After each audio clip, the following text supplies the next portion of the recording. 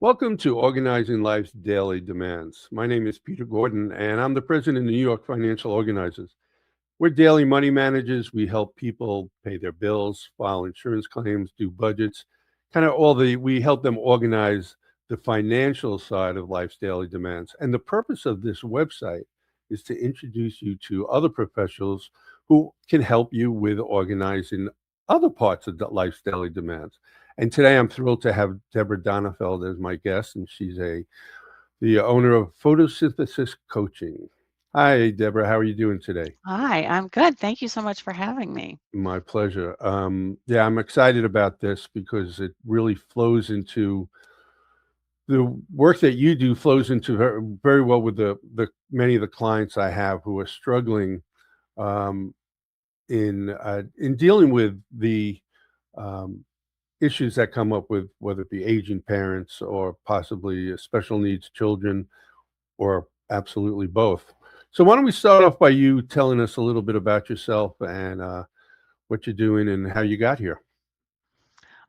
Sure.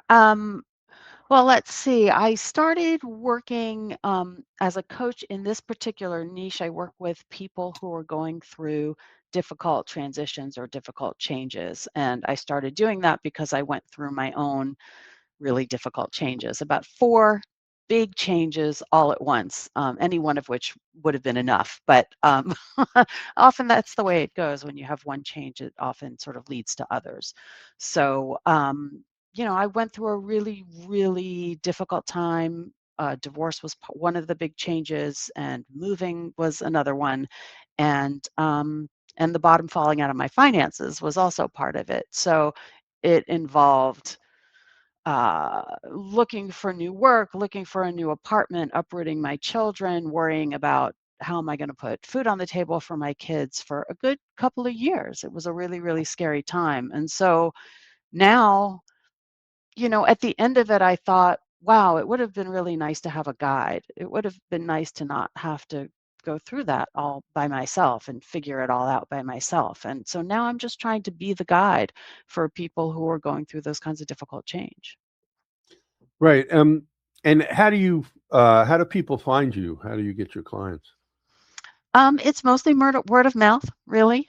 Um, Sometimes people come across my website haphazardly on the web, but generally it's through clients I've worked with or people who I know, referral partners, that kind of thing. Old fashioned.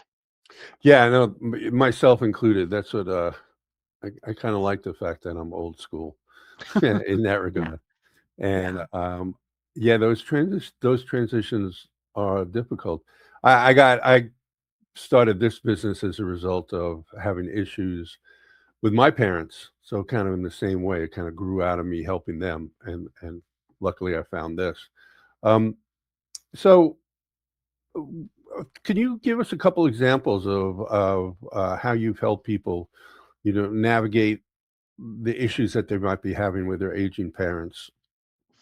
Sure. I think probably the main issue that it's always a lot of issues coming Yes. together, but the Well, main issue is, oh, I have this idea of who my parents are and who they are in relation to me, and now I have to alter that view of them.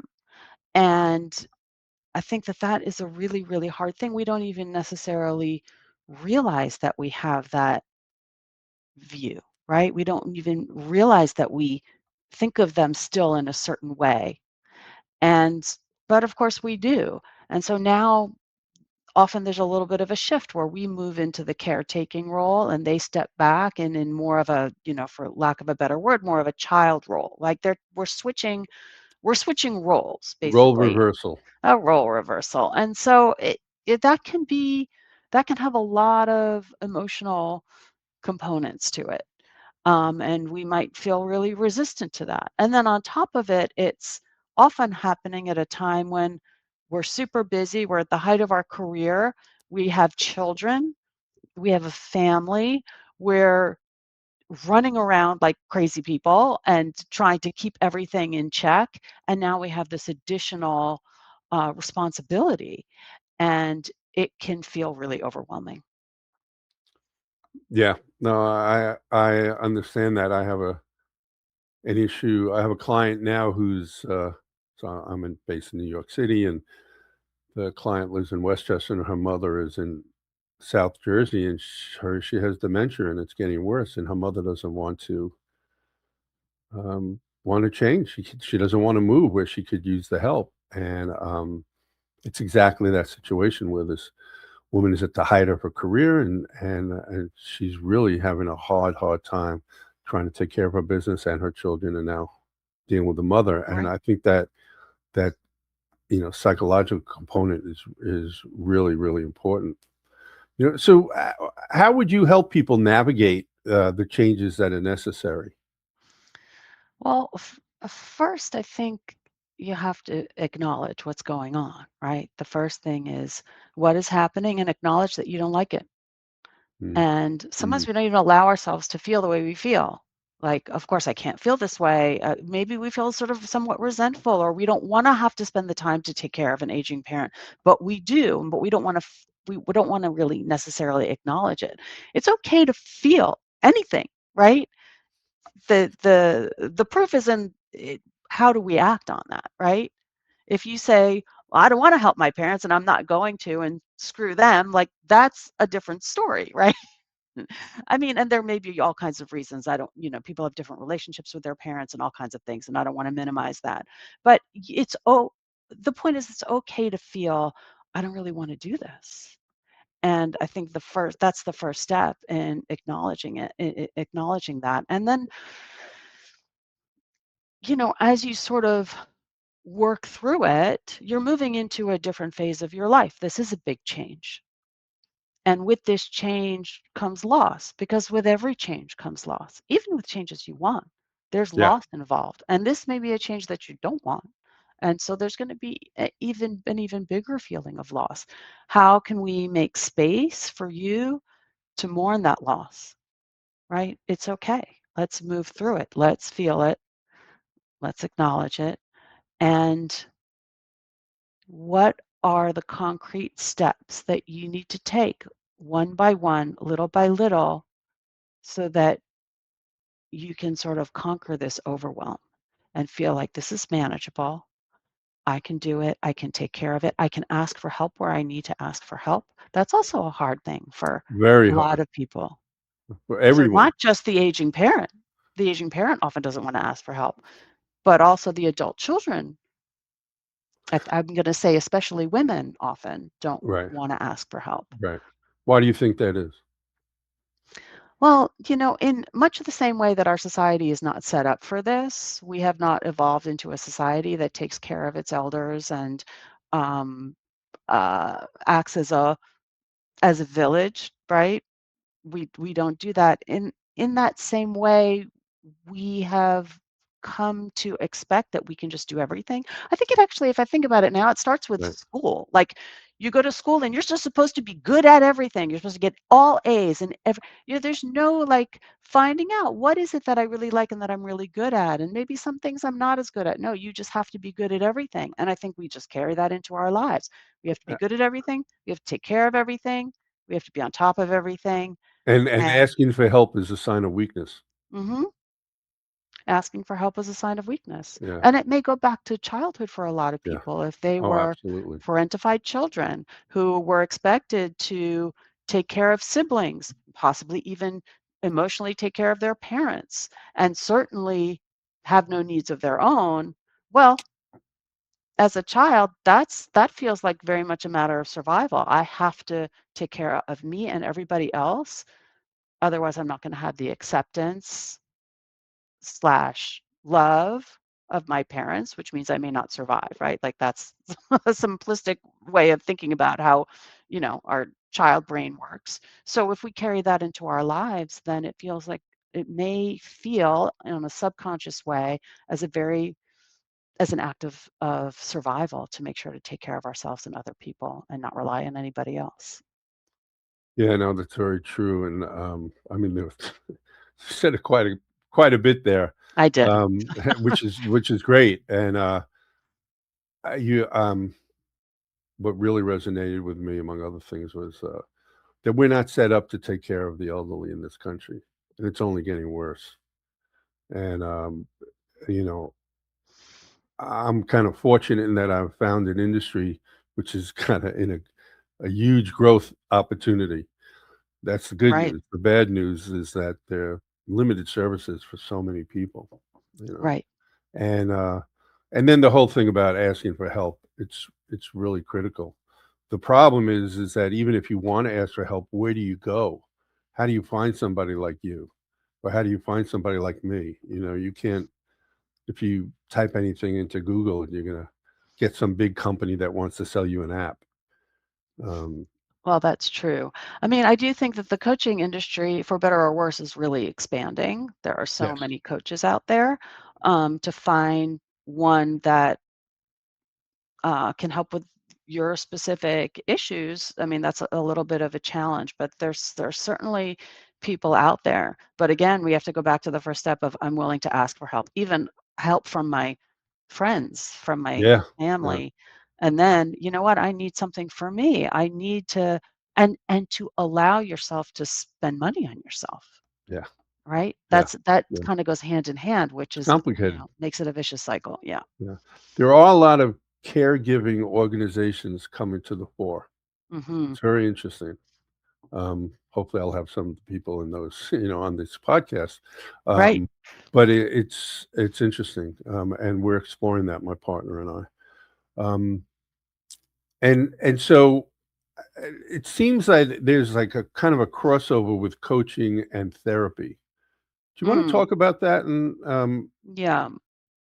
Yes, I would say that in the way that I do coaching, the overlap extends to creating self-awareness, working on emotional intelligence. That piece of it, there's an overlap with therapy.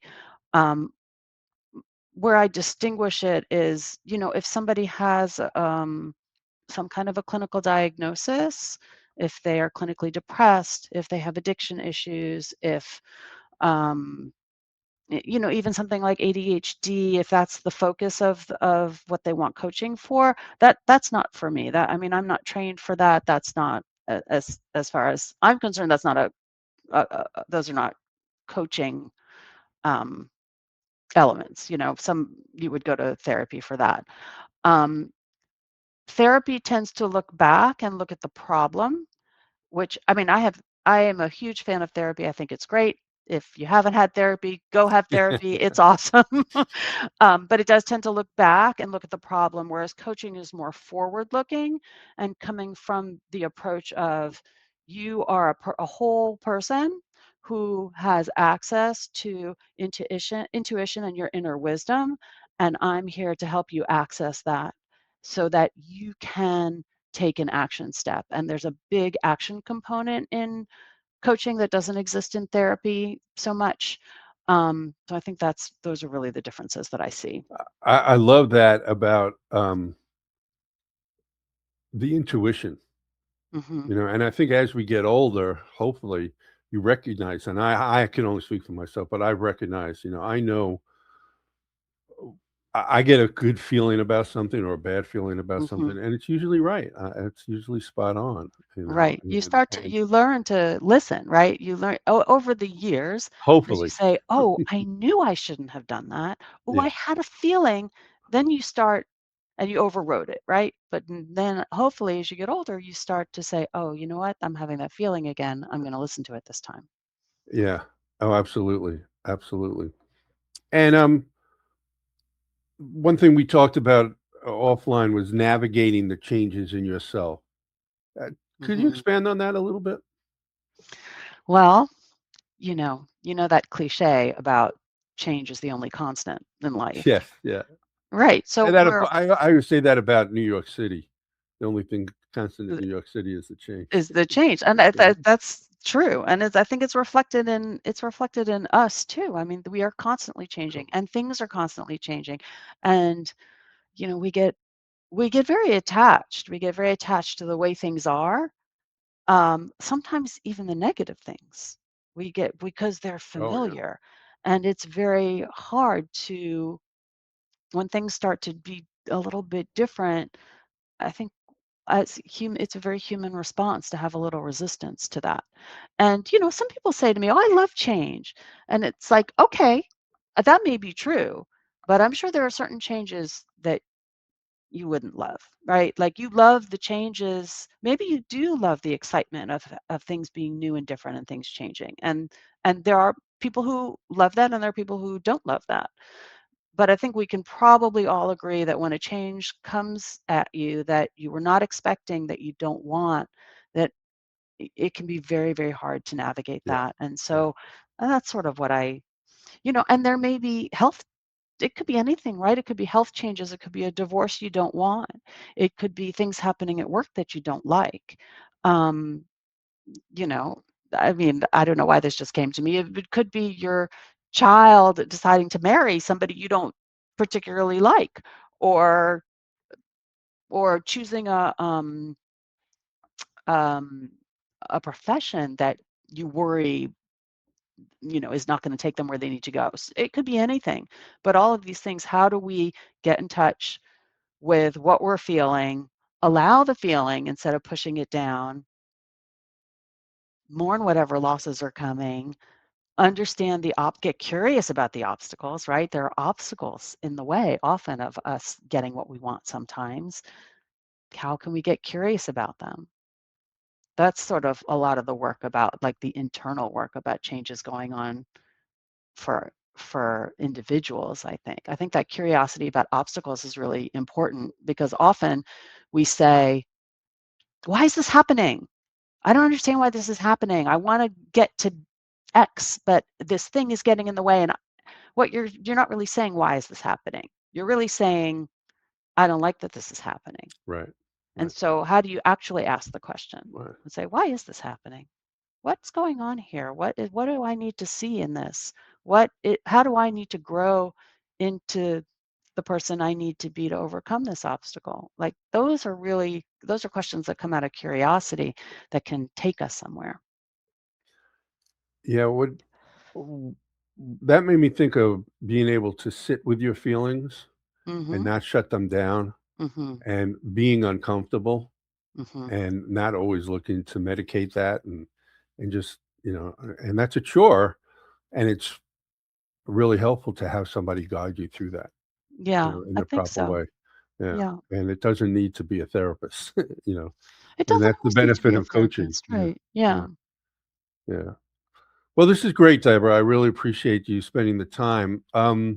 What's the best way? There'll be information below the video and on the Mhm. podcast about can you contact you with you. But what is the best way? How do you like to be connected? The best way to contact me would be to just go to my website, which is photosynthesiscoaching.com, and there's a button on every page that says, click for a free consult. I do offer a 45-minute consult, which is a pretty robust.